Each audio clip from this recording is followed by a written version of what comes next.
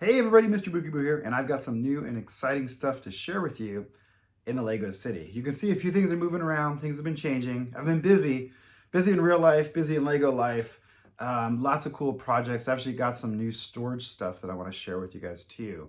And a few other projects here and there. So let's jump into it, all right? All right, so the very first thing that I want to share with you doesn't have anything to do with the city at all. Oh, you can see, if you look right here in the corner, you can see my new and improved Jabba's Palace. Now that set is mostly complete at this point. I still have to do a little bit on the interior, but the exterior I think turned out really awesome. Way better than the old version, which you can see some of the parts for it still sitting down there. I have to disassemble the old one. But I think I'm pretty happy with that new one. But what I really want to show you is actually even higher up. So, you know, storage is always an issue for Lego collectors, fans, you know, all that good stuff. And so what I've done is I've actually come up with an improved storage solution in this area. And it's actually right up here. So what I did, these are IKEA storage frames. They're the best storage frames. They're really inexpensive. They work really well. As you can see, like the Sterilite storage drawers fit perfectly. You can leave little cutouts for, you know, sets that you want to have on display. There are lots of options. But again, I have this really awesome room with really, really tall ceilings. And so I started thinking, I'm like, well, geez, wouldn't it be nice to like utilize some of this upper storage space that you see? And so this is the end result of that. And as we get up to the higher level, so you can see these are just the single cubby-sized Vesta units. These are actually double units. They come in singles. At the time I was shopping, they didn't have the singles in stock, so I just got the doubles, but it lines up perfectly with the storage underneath. And so I still have plenty of display space between the two. The Falcon fits right in there nicely. And now I have all this extra space, which I'm still kind of trying to figure out what exactly I want to put on display. But I have it inside the cubbies and then on top. And you can see like I have the roller coaster up there. I have room for tons of more stuff over on the side here. It's just lots of options. So pretty excited about that. And hopefully we'll see, maybe we'll continue to expand on this in the future as well. But for now, I picked up a whole lot of display space, which I'm super excited about. All right, so now we'll talk more about the actual city. So lots of things changing in here. Things are still kind of changing in flux, moving around. The first thing you'll notice is that the Daily Bugle's back in the corner over here. I've had this in the corner, out of the corner, in the corner, moved it around. It used to be over here, but I think, excuse me, I think for now, that's gonna be its home. I still wanna put some of my facades, which you saw earlier in the video, which are on the floor right now. I'm reworking a few of those. So I wanna like kind of build this out as more of a downtown metropolis with some more deeper facades. I'm thinking of maybe doing like 2 layers over in this area here, putting one next to the Bugle where the white wall is right now, just to kind of like, you know, finish off that section. So that's kind of what we're thinking there. This area is new and exciting. So I finally built these, I call these mini modulars. They're not modulars at all, but that's what I call them. These little 16 wide, various like modifications. This used to be the deli. This was a condo, and this is a friend set that I've actually built out into a more minifigure size. I'm pretty happy with how that's turned out. The farmer's market's starting to take shape in this area. I still have to tile, but overall, I'm pretty excited to get this area finally situated, right? It's been a long time. The rest of this area, pretty much unchanged, maybe a few little bits here and there. The trains are actually running. I'll show you that in a couple minutes. And you can see over here, I reconfigured this area slightly. The Grand Emporium, I remembered the name for once, is next, looks good next to the Bugle, I think. And then with Ghostbusters kind of peeking behind that, I have to get the lights switched on Ghostbusters. I have to do the wiring back in that corner. Haven't done that yet.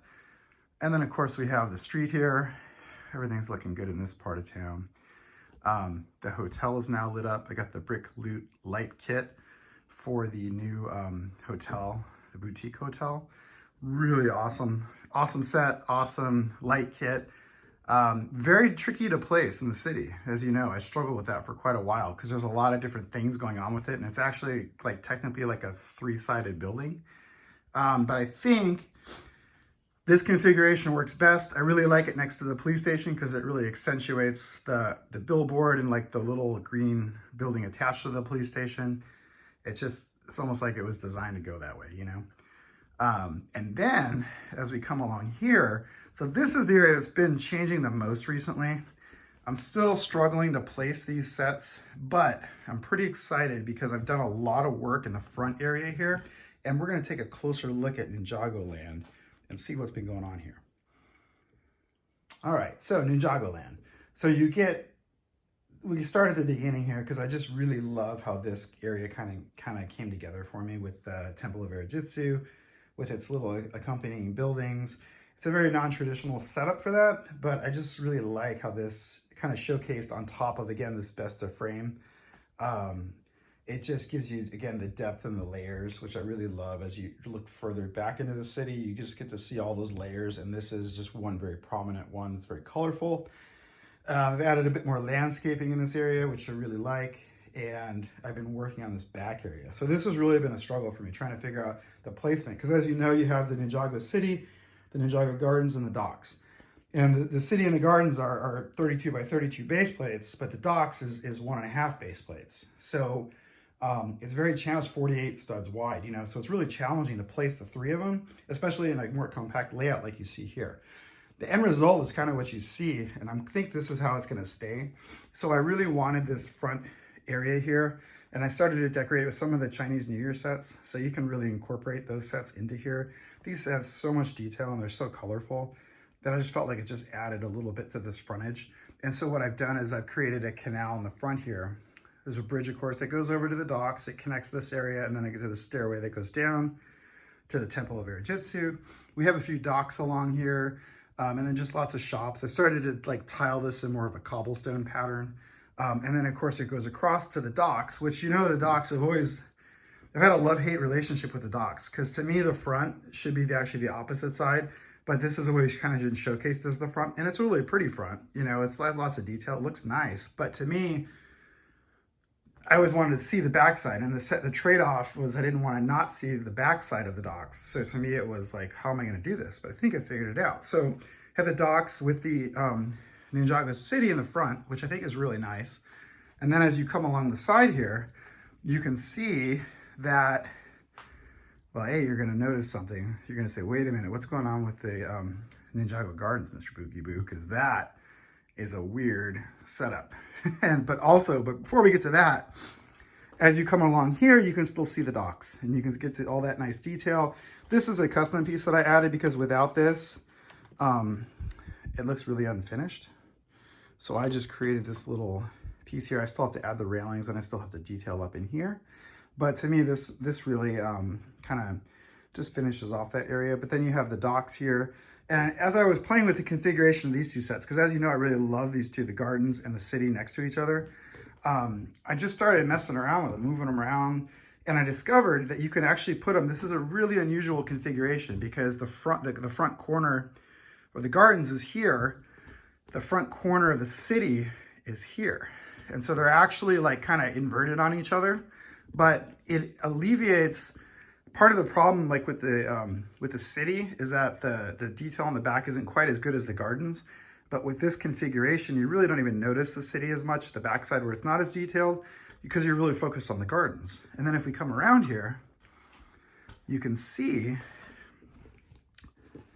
that it looks just as good on this side. So you have the front of the city, and again with the gardens, kind of the backside of it, which the gardens has a bit more detail.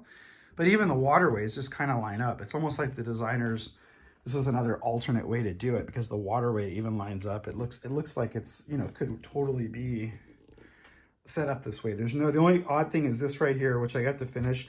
This, I built another one of these side platforms that snaps in here. I'm gonna do something similar here, and maybe actually do like a little stairway or a ladder going down here.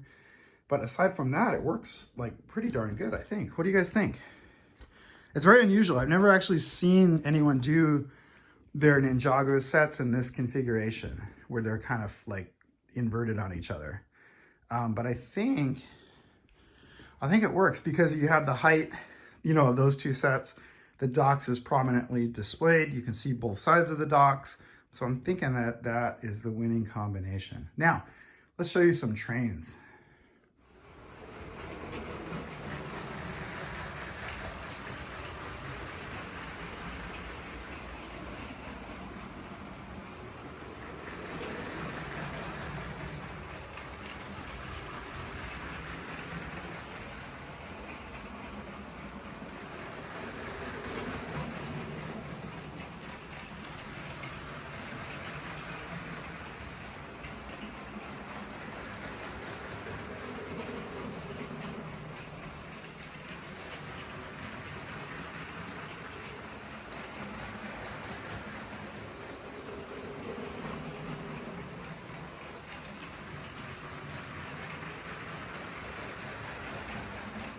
All right, one last thing I want to show you guys is, again, my workspace. So this has been a huge boon to my building and my ability to work and do stuff without getting my back all sore.